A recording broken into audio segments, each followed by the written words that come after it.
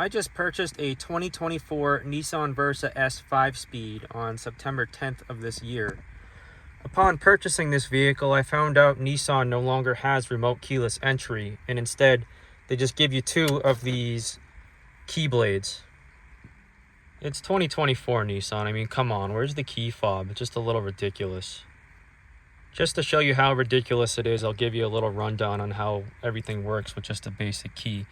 So when you're driving along, the car does lock itself. When you go to take the key out of the ignition, it does unlock just the driver door. If you have passengers, they're going to have to unlock their own door, or you're going to have to physically go onto the switch on the door and unlock the doors for them. Now let's say you're getting out of your vehicle and you just want to grab like your book bag or something from the back seat. So we'll go pull the key out of the ignition again, unlocks the driver's side door. We'll take a little stroll outside here, and what do you know?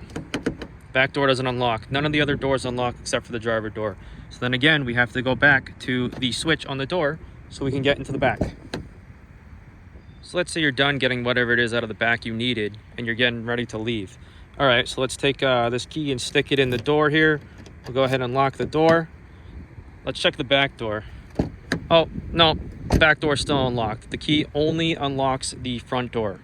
So in order to lock all the doors when you're leaving the vehicle, you need to make sure you go inside every time and hit the lock switch on the door. So as you see, key blades can be kind of fun and nostalgic, I guess, but they're more just a pain in the butt. So I went and did a little bit of research.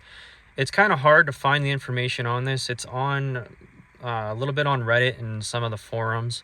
But I dug a little deep and I found out a way to add a key fob to the car. For a little history of the Nissan key debacle going on here, 2020 was the first remodel of this generation for the Nissan Versa.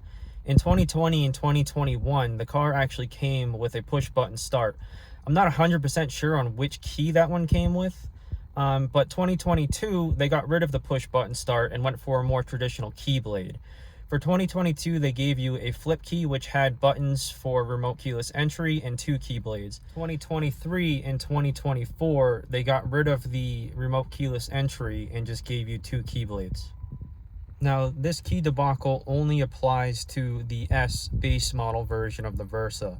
The SR and the SV still retain push button start and remote keyless entry. Through lots of research, trial, and error, people on the forums did find out that you could still add remote keyless entry to the Versa S.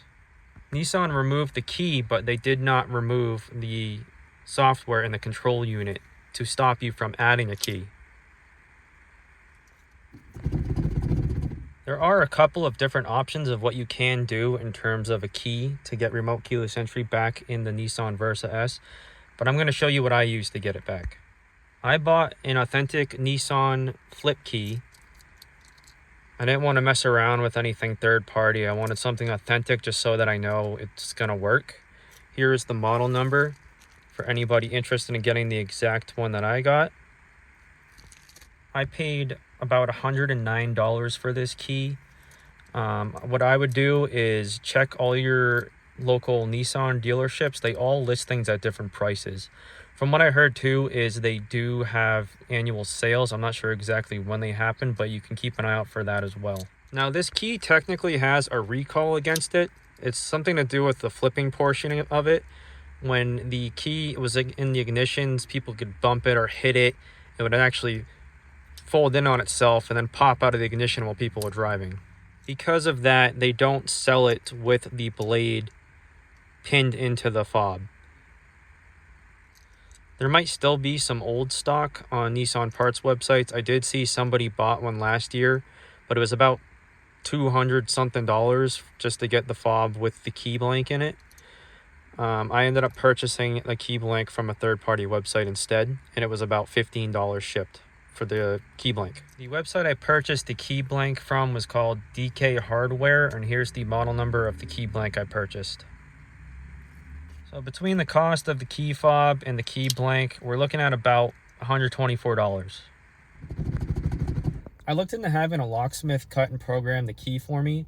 The one with the highest reviews in my town didn't want to attempt it though. I guess something with Nissan keys can be tricky because you actually have to delete all the keys in order to just to add one, because you have to add them all back one at a time once you delete them from the system. If you don't have the proper software to do that, you can actually end up deleting all your keys and just being locked out of your car.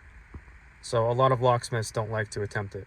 If there's anything in this world I don't like, it's car dealerships. So I was trying to avoid going to the dealership at all costs. It just seemed like none of the locksmiths in my area wanted to attempt this though. So I ended up going to Home Depot and they actually cut the key for free for me.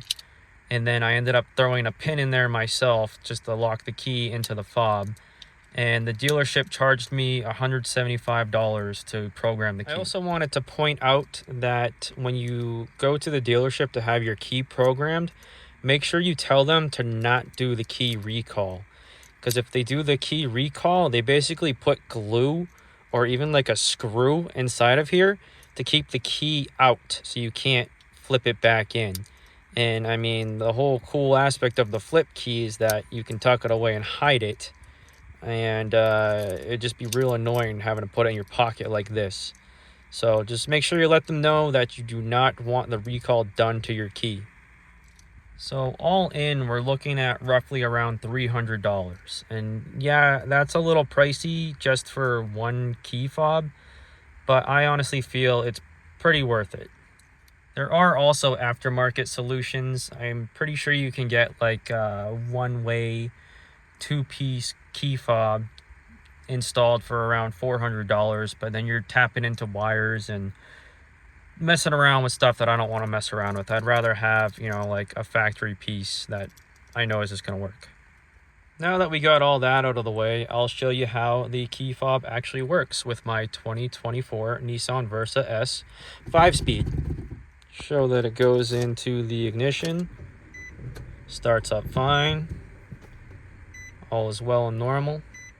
Just like the normal key blades, when you go to turn it off and pull it out, unlocks the driver door. Now when we hit lock on the key fob, it locks all the doors.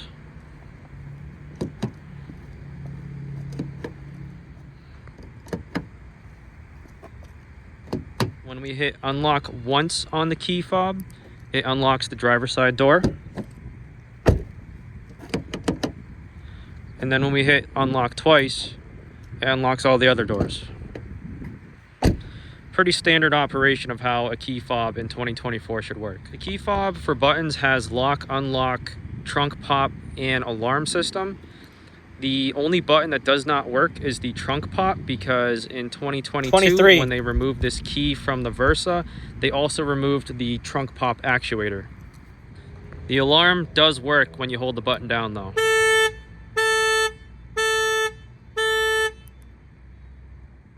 So I just wanted to make this video just because I couldn't find any videos on YouTube that kind of explain this. I had to dig a little deeper into the interwebs to find out that this was possible. So I just wanted to share that with everybody. If anybody has any questions, go ahead and leave them in the comments.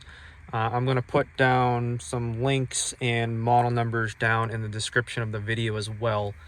Thanks for watching. Bye!